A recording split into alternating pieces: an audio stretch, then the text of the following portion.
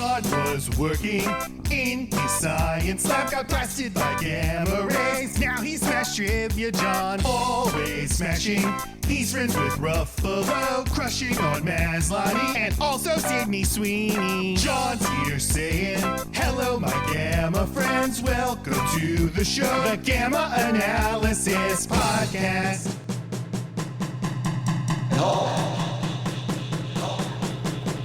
Smash.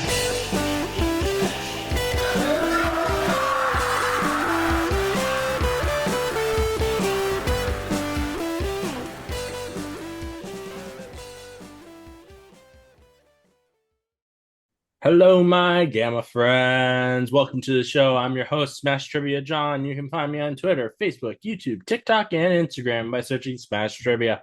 I'll be the one with the big old green head in the profile picture. Or you can also check out my other podcast, as I recently just started, called Creepy and Kooky, a Wednesday Addams podcast, where we're talking about the Wednesday TV show and just all things Addams Family. This is the Gamma.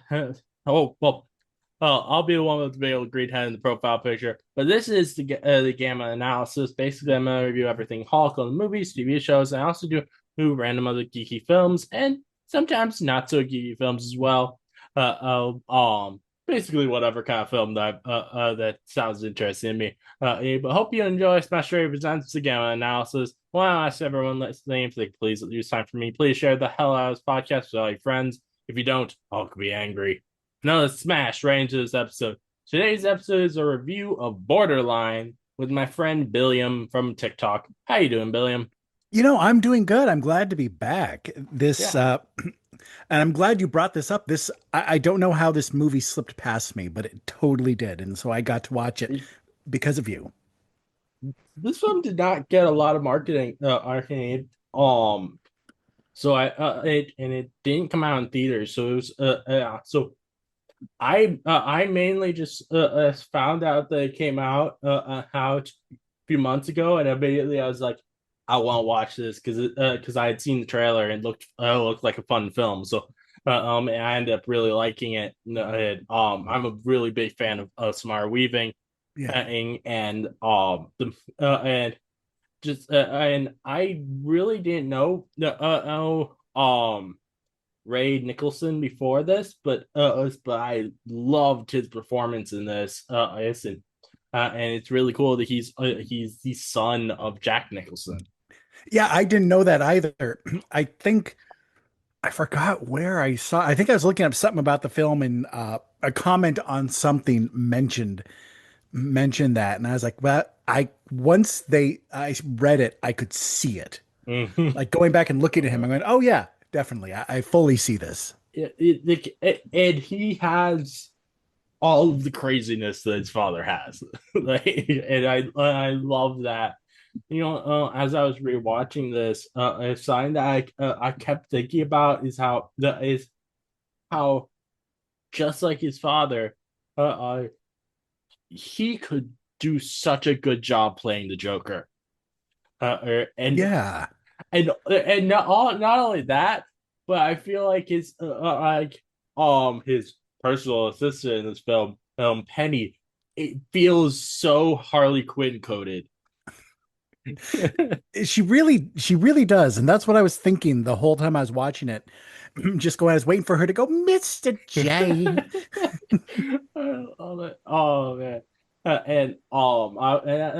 I was thinking, James Gunn with his new DCU, he very much wants to embrace legacy. They made the Superman film be a lot like the Christopher Reeves films. He even included Christopher Reeves' son in it. I would not mind if he were to cast as Ray Nicholson as the Joker for his world. I think that would be really cool. It would be a twofer, definitely, just because he could do it. We've seen him play unhinged in this, but then also, like you already said, the son of the original movie Joker. Well, not the original, because I guess Cesar Romero. Cesar Romero. Did that. But one of the earlier big screen Jokers, the son of him. I think that would be so. It'd be a great twofer. I think that'd be really cool. And like the tone of this film is like kind of exactly what I want out of Joker. Like it's both very funny, but but he still has that terrifying feel to him. Yeah, and I think the big difference for me between what we saw with Ray Nicholson versus what we would see with his father is that there's this more, I might even say, light behind his eyes, in the sense that he honestly doesn't know he's doing wrong. Like, he doesn't get it. Yeah. And I really like how, as the movie goes on, we dive more into that as we see a couple scenes from his perspective, and you're Hmm. like, oh, he doesn't see Jimmy Fails, he sees Samara Weaving. Yeah. He also I don't think he sees when he stabs people. Yeah, I don't think he realizes he's stabbing them. I think his delusion in this is so interesting to me. Something I was thinking about as rewatching it is like I wonder how he actually did come up with this plan, because how do you come up with such a for lack of a better word good plan when you have this delusion where you don't understand that the people around you aren't her. yeah, yeah. Especially because like we already talked about, he doesn't think of himself as a criminal or doing anything bad. So yeah, how did he plan this? That is a good point too, and I would like. I It would be really cool if they had add some flashbacks showing how he planned it. I think that like that would be now one character though where I think it's is an interesting character, but I also feel like he wasn't fully developed is the bald guy that he's friends with the big guy Oh yeah, I think he so Calhoun, J. Yeah. where I feel like there's a problem with his character is that is like his character has this naivete to him, but then there's one scene where he just mercilessly he kills this cop up. I'm like, those don't really feel like they're the same character. Yeah. It he gives me Lenny from Of Mice and Men vibes, in the sense that I don't want to say gentle giant, because like you said, yeah, tries to execute this guy. Let's see, Eric Dane's character, but Mhm. he is a very disarming character too, because he's not as, even though he does violent acts, he's not as outwardly violent as Penny. Yeah, the key and it I almost seems like he's scared of the idea of what he's doing, because I mean, like especially like what when we see like he at the church he's like, I got myself into a hostage situation. Yeah. Like that doesn't feel like the same guy who took a bike chain off of this cop's of bike and just went to town on him. Yeah. I will say though, well, I absolutely do understand that there's a lot of problems that this does have, but I wouldn't judge it too harshly because this is the first film this director's ever made. It's a very good freshman effort too. Like Yeah. it kept me watching. Like, I didn't like it as much as you did, but I still liked it. Mhm. So, which an interesting fun fact with the director is he is Samara Weaving's Aang's actual husband. I saw that. I forgot about that until you mentioned it just now. Yeah, that's right. Yeah, apparently they met as he played a very small role in The Babysitter, and where his role in that is literally simply named Some Asshole, which is hilarious.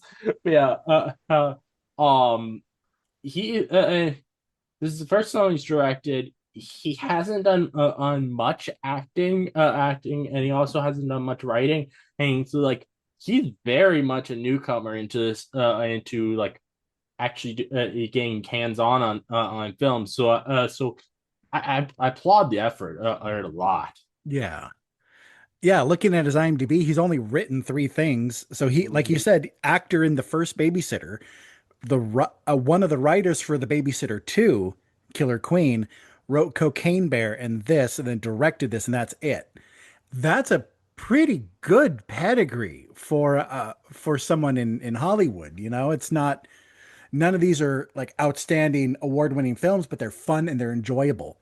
Oh yeah. And I also no, also just think it's really cool whenever I see like someone who's like a small part of a film ended up getting a relationship with the lead of the film that just is really sweet to me seeing that and that I remember when I was reviewing Night of the Demons from an 80s film like, I found out that Lena Quigley was like got into a relationship with the makeup person from that film, which was really cool.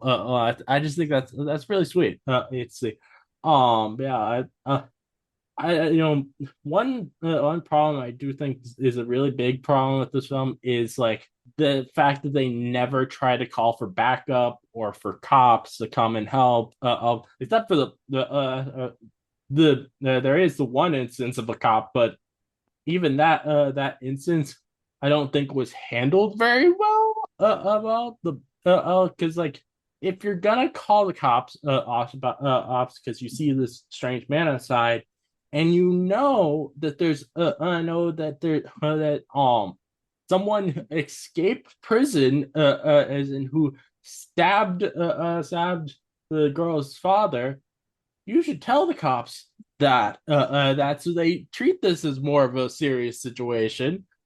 Yeah. Also, though, should not the cops already know that there's an escaped convict? And that it has this person has ties to what was Eric Dane's character's name? Bell, to Bell, and maybe put someone outside of his house. Like, shouldn't that have already been going on instead of a bike cop? That and also put cops ops at the at the Samara Weaving's character's his house. You know they did have a cop there when she showed back up after a party. But we never saw that cop again. I guess he just left. Yeah, actually. Yeah, like when she came back and that we had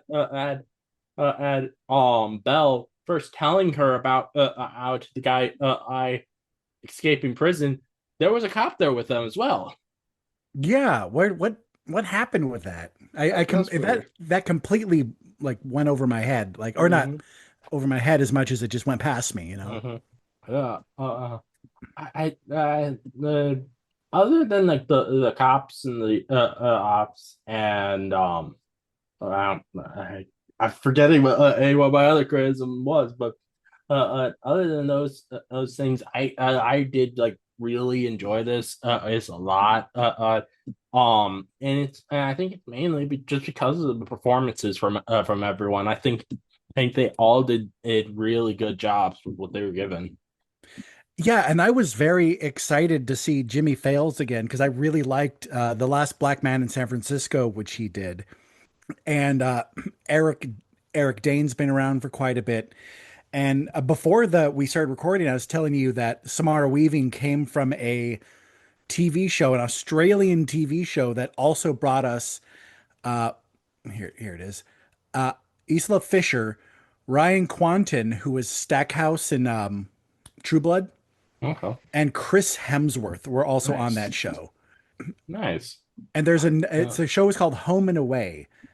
And there's another Australian soap opera that gave us Margot Robbie. So there's like a bunch of these actors that we have Oh yeah. right now that are acting right Which now from Australian soaps. Which, speaking of Margot Robbie, she's also an executive producer on this film. She, her, production company was one of the people who produced it, which I is did really not know cool. that. Yeah, That is really cool. yeah. It's so funny to me how so probably like 8 years ago, people were had been making jokes all the time about how Samara Weaving and Margot Robbie look similar. And now they're friends. Yeah. I And mean, I they think are. they became friends through working on Babylon together. Yeah. And it probably helps that they came from the same country. They both started in soap operas. And Hmm. so they probably had a lot of in common of their coming up to fame. Yeah. I'm I think um one scene that I really love in this is first we go from Penny and Samara Weaving singing together, which was a lot of fun to see. To them having this fight, which ended in Samara Weaving in burning her or inside her sound Yeah. booth, which I love that final moment of the where she burns her because of the temperature thermometer that she stabbed her with earlier. Yeah, and you It's just see it going hilarious. up. Oh man. This I think is the first film where I've seen Samara Weaving singing, and I loved her singing voice in this. I Yeah. would love to see like a film where a musical film where Samara Weaving is the lead, and like since like I particularly love her as like in these very unhinged bloody roles, like have it be an unhinged blood soaked musical, I think would be so much fun. Yeah, kind of like a spiritual successor to something like Anna and the Apocalypse or something like Yeah. that, which is a movie that I always like to bring up for someone who wants something a little different. But yeah, that'd be a lot of fun. And I wish Oh we got yeah. to hear a little more of her singing, because usually when we get a movie like this where we have some popular actress who's playing a singer, they we get more of the singing, and then heck, sometimes the actress releases an album Oh, after or something, and oh, I wouldn't have minded that. yeah, that would be cool. Oh. Also, though, I think we heard Ray Nicholson's and singing voice, or at least I think it was his voice because it sounded like him. And for the a song playing right before they get to the church of Jesus, come see me get married, or whatever it is. I didn't pick up on that. That's pretty Yeah, cool. it sounded like his voice. That was but I thought that was fun. And too honestly, like the entire soundtrack for this film is really good. Yeah. It had some really good needle drops in it, and I was impressed because it's always a lot of fun when a familiar song plays, and especially when it plays at just the right time. Yeah, absolutely. And like and the fact that they were able to do that so well with the music, and this is a first time director, or really is impressive. Yeah. Let's see what else. I talked about with this. Let's see. I really enjoyed that Jimmy Small's character or was willing to pretend and to be Samara Weaving for the wedding, and like Yeah. that really showed that he cared. Yeah. Yeah. And like that, and I don't even say that as like him as an actor or Carrie. I had no like reason to believe that he wasn't caring about his role, but like the character being willing to do that shows that he very that even though he had just gotten angry at Samara Weaving for or how she treats her boyfriends, and he still was willing to take honestly sacrifice himself for her. Yeah. Especially when she tries to say something when the wedding's starting, when she's told to sit down, and he turns or he looks at her and goes, "No, just sit down." It's hilarious to me, those scenes with Ian's at the wedding. It's like even after she made this whole point to say, "Hey, marry me," he's still like, "Miss, I told you once before, sit down and be quiet." This day is not about you. Yeah. Oh man. It's yeah. And then they keep switching back and forth between within his head and what's really Oh going yeah. on. So you see him and Samara Weaving having this wonderfully passionate kiss, and then it goes back to Jimmy Fails in the dress, kind of like going along with it, but not really stoked that he has to kiss this guy. Yeah. Oh man. And Jimmy Fallon's reaction after having to slice the guy's neck. He's like, Oh yeah. I don't think I was supposed to do that. And that's kind of, I mean, it is a bit comical, but that's also a not a it's a reasonable reaction. Like you just did, whether or not the guy deserved it, whether or not he was going to hurt someone, that's kind of Yeah. extreme. Yeah, definitely. Oh, which I, to be honest, like I don't think he would have actually ended up harming the child. I don't think he would have. If I think even though earlier in the film he did end up killing someone, and I think he has that character had too much heart to be willing to kill a child. Yeah. Yeah, he was just panicking. Yeah. But of course, like if it's, of course, yes, it's a movie, but if for them, like they didn't know. Like you and Mhm. I might sit back and go, "Oh yeah, he's not really going to hurt the kid," but they don't know that. So that Yeah. was, and so I thought that was a really, I think it was handled really well the Oh way that. yeah, absolutely. Yeah. Now I saw like in your letterbox review, you were saying that you wish they had gone further either in the comedy or into thriller or into horror. Were you just like wanting it to be the film to be more unhinged, or were you wanting to it to be less of a mixture between genres and more of just one genre? Not just one genre. You can have both, but I feel that I think that it was too perfectly balanced it in my mind, where I wanted it to go either a little darker or a little more into the comedy. And Mhm. I would have preferred a little darker with it, but like the way it is, like I, especially after seeing that the writer of this wrote a babysitter movie, a Cocaine Bear. Yes, I could see why it turned out this way, Mhm. but I think this could have also been a very effective, like tongue-in-cheek thriller. Yeah. Like I wasn't I didn't mind the tone it struck me as like I felt I felt even though things were really funny to me, I did feel like it was he was still very threatening and it was Yeah. still very thrilling.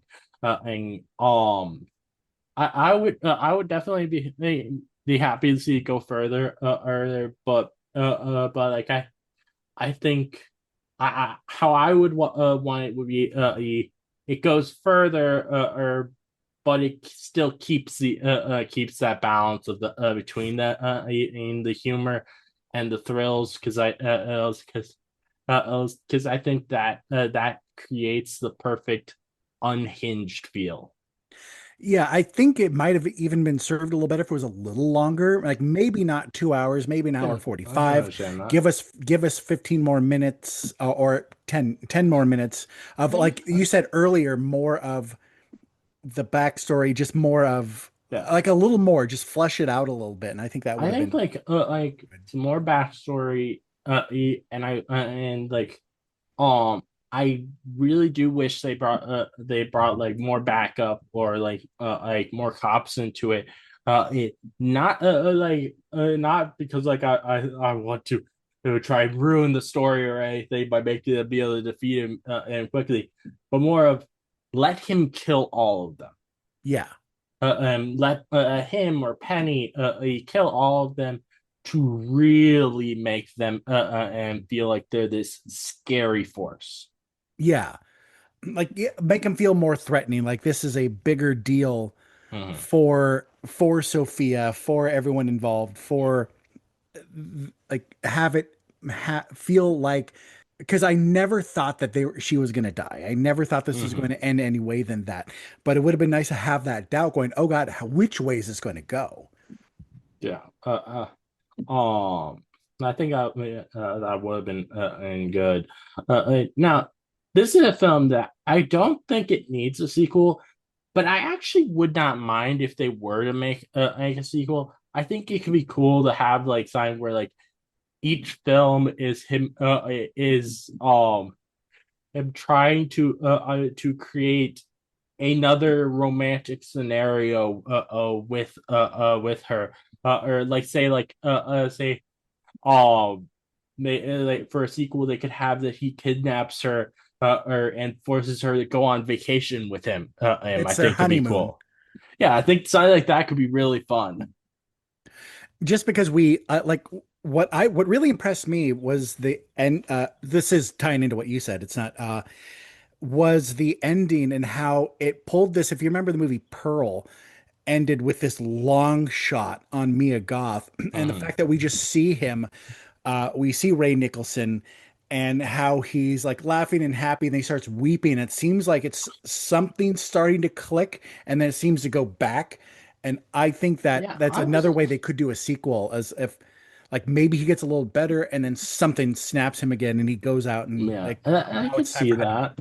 That though, like with that scene, like I wasn't quite sure whether something was clicking to him or if it might have been happy tears. Like he Mm, was like he never expected something like this to ever happen to him and true. of be able to get married to the woman of his dreams, even though that Yeah. never actually happened.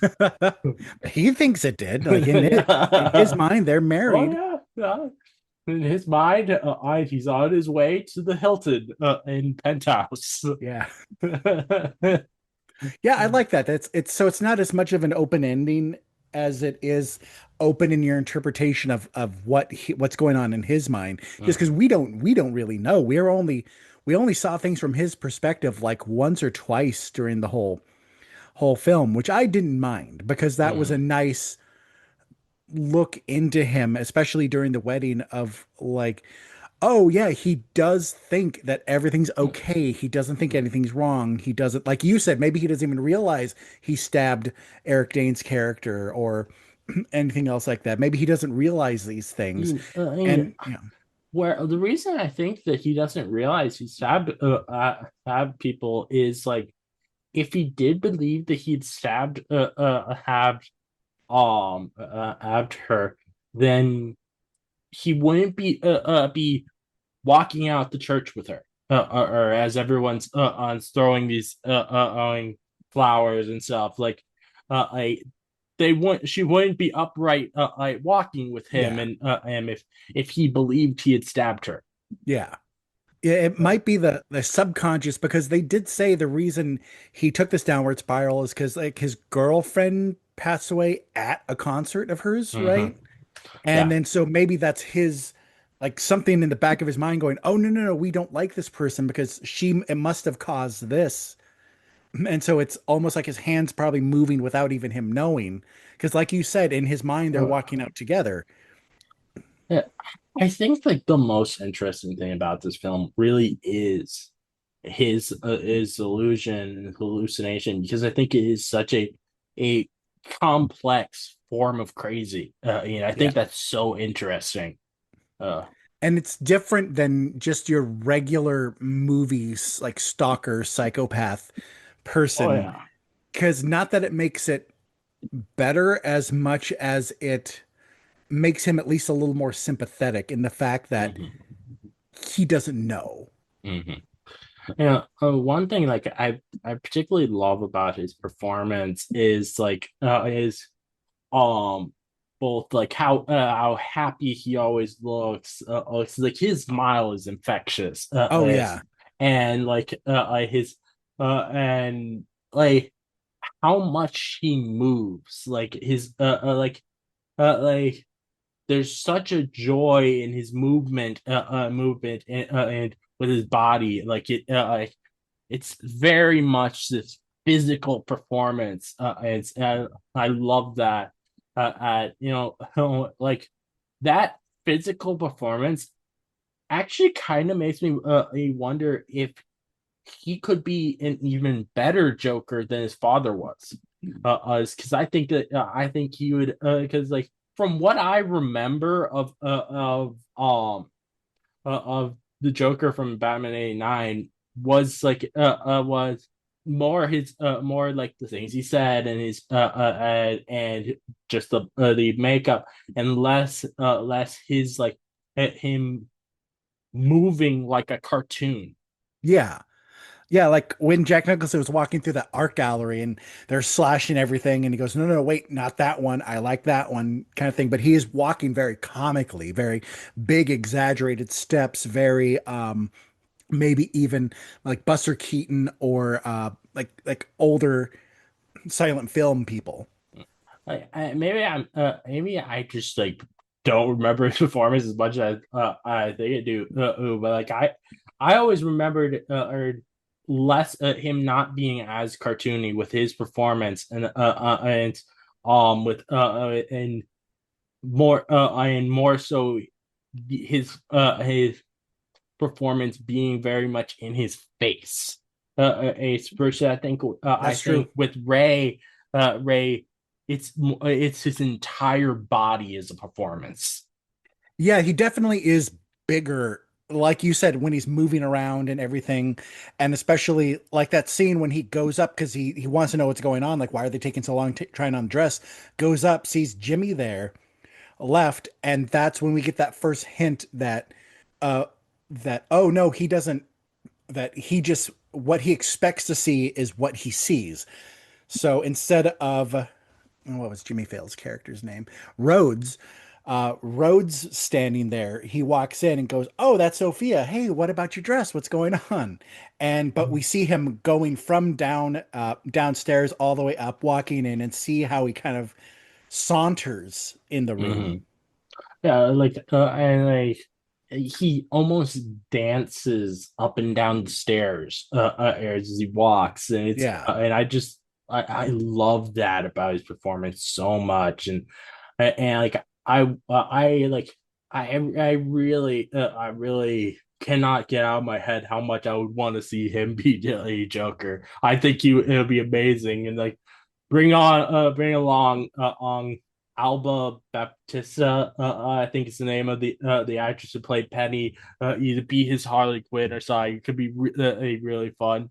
Though at the same time, like I'm a little bit more 50-50 with having her be Harley Quinn, just because like I do want them to bring back Margot Robbie as Harley Quinn in this universe, or instead of just recasting, yeah. because I love Margot Robbie as Harley Quinn.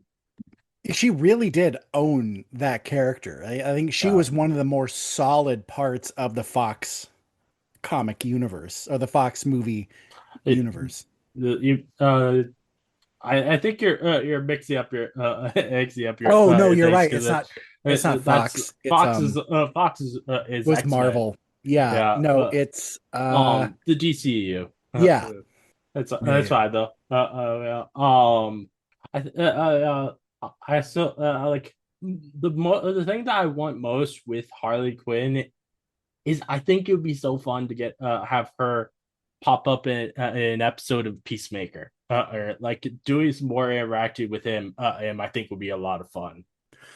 Yeah, John Cena is fantastic. Like I like him so much, and the more we're seeing of him, the more I'm glad that he's part of our current DC universe. Yeah, absolutely. Trying to think, is there anything else about this film that you would like to talk about? I think that it would make a good um double feature with another Samara Weaving movie, which would be Ready or Not. Oh yeah, I think it would make a good double feature with that, or something like a little darker, like You're Next, I can or see things that. like that. Honestly, like I feel like a lot of smart Leavings films could work as double features. As like I would place like I could I'd absolutely see like her film Mayhem and going along with I'm forgetting the name, but there's a film where she played an assassin against against Daniel O. Radcliffe. If I think those would make a worthwhile, I'll got Oh, the is two it babies there. Guns Yeah, Akimbo? yeah, Guns Akimbo. Yeah. You got babysitter films. Obviously, Yeah. I just love how unhinged she is in all of her films. So, like Yeah. I have just so much fun watching her. In the babysitter films, she's still the most likable one, like out of everyone. Like it's a good cast, Oh yeah, and but her still like the whole time I'm like I still like her. yeah. I really hope that at some point we get a third one to close out that trilogy.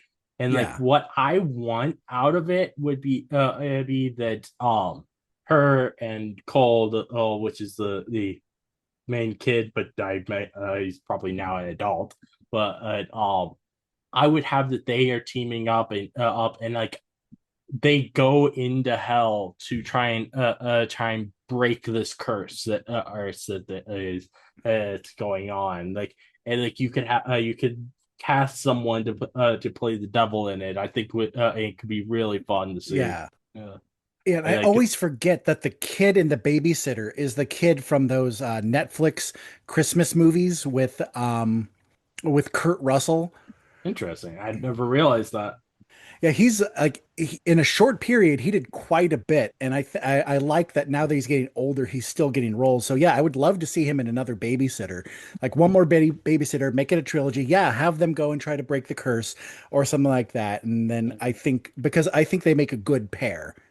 Oh yeah, absolutely. And I think that like I know a lot of people didn't like the second one as much as the first one, but I do love the addition in it of Jen Ortega. I think Oh she yeah. fits so well into the franchise. Like have it be Cole, Jen Ortega, and Smart Weaving. And all teaming up together to go down and break the curse and like have like the others since they're still bad guys eyes they're trying to chase them through hell. I think could be Yeah. a lot of fun to see.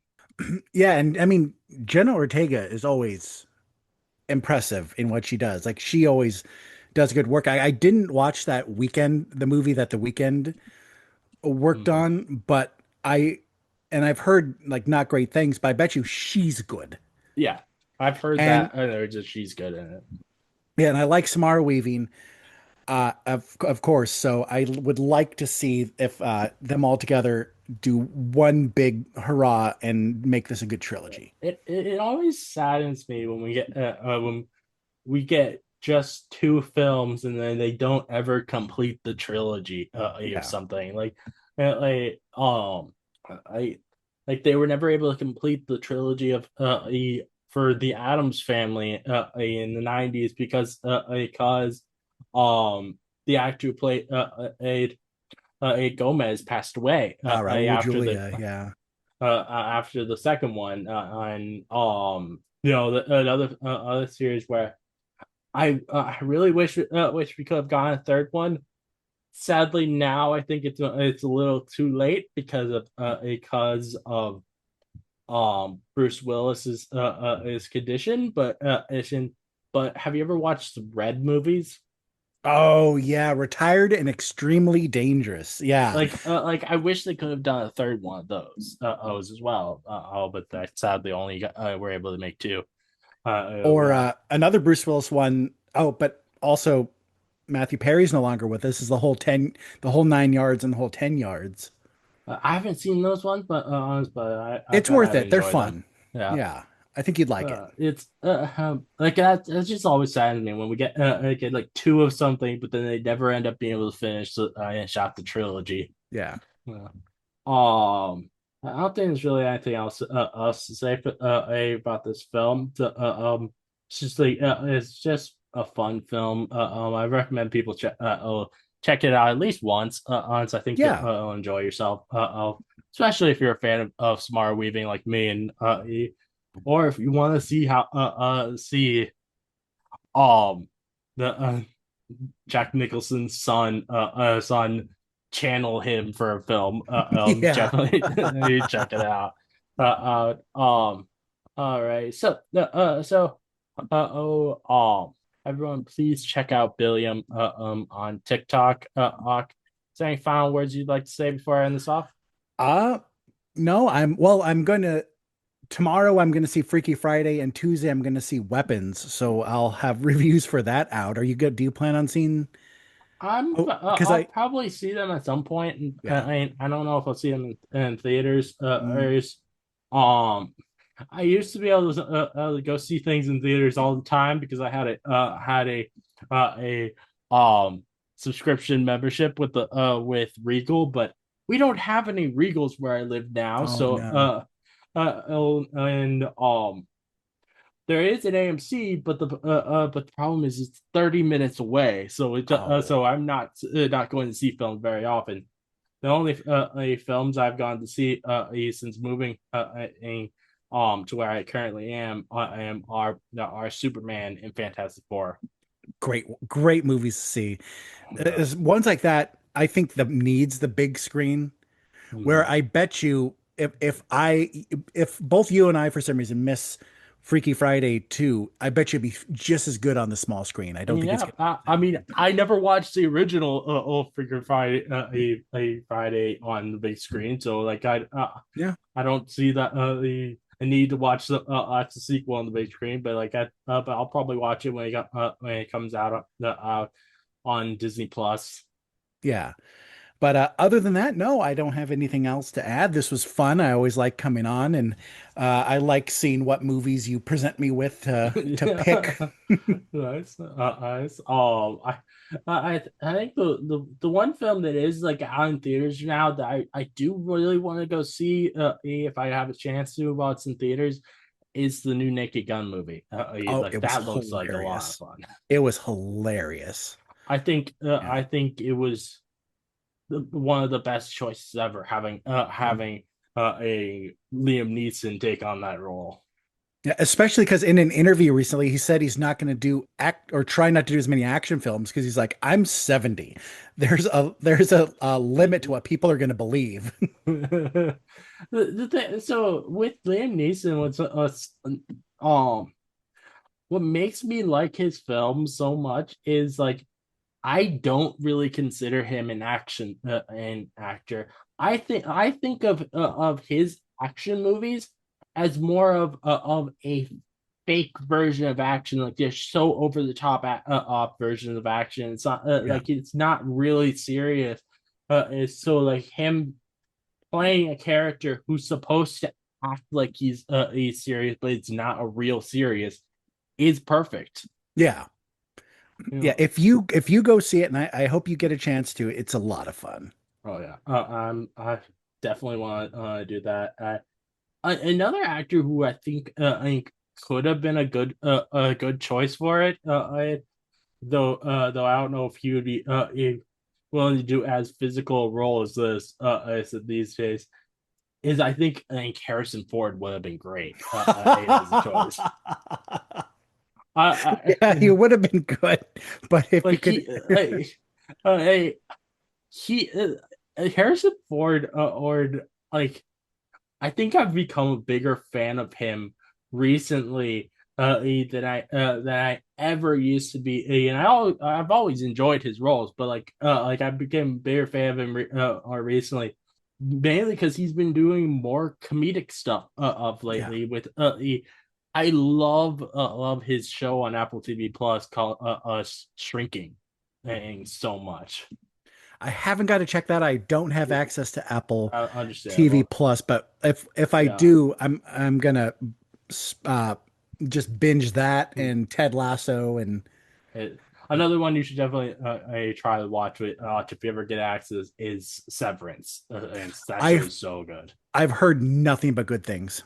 Yeah, No. yeah, I recently made this post on Twitter where I was responding to this interview clip with Harrison Ford where I said where he was making a joke about the Star Wars Holiday Special, and I responded and saying like I Harrison Ford ended up being being an action star, but he was born to be a comedian, and it became one of my most liked tweets ever. I got Nice. like 17,000 likes on it.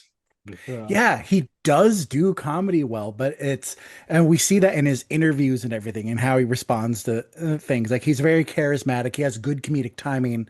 He has the right like facial expressions for it. I think like the one thing about him that I find so funny is like he wants to make you think that he doesn't care about the roles he plays, but it's very obvious he actually does care a lot about them.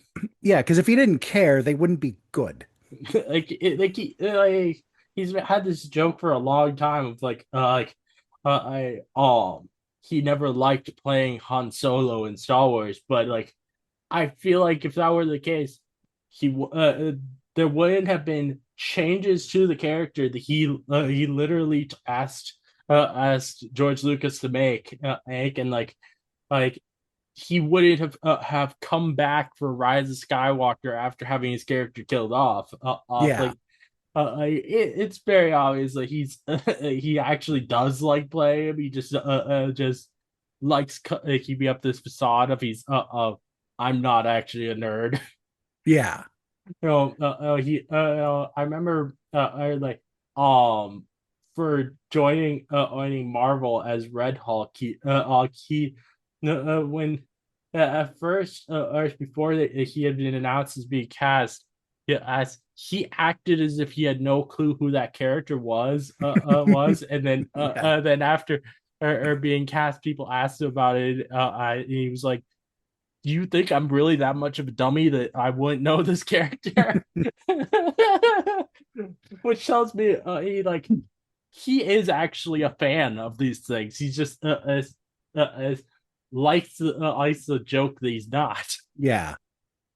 And and maybe not as big of a fan as like you or me or someone like that, but enough to care. Yeah, but like the fact, but like I think that at least it sounds to me like he did like maybe read some Red Hulk comics or something for it, or because uh, uh, the way he said like you think I'm a dummy, like I wouldn't know the character of Red Yeah. Hulk or Thaddeus Ross.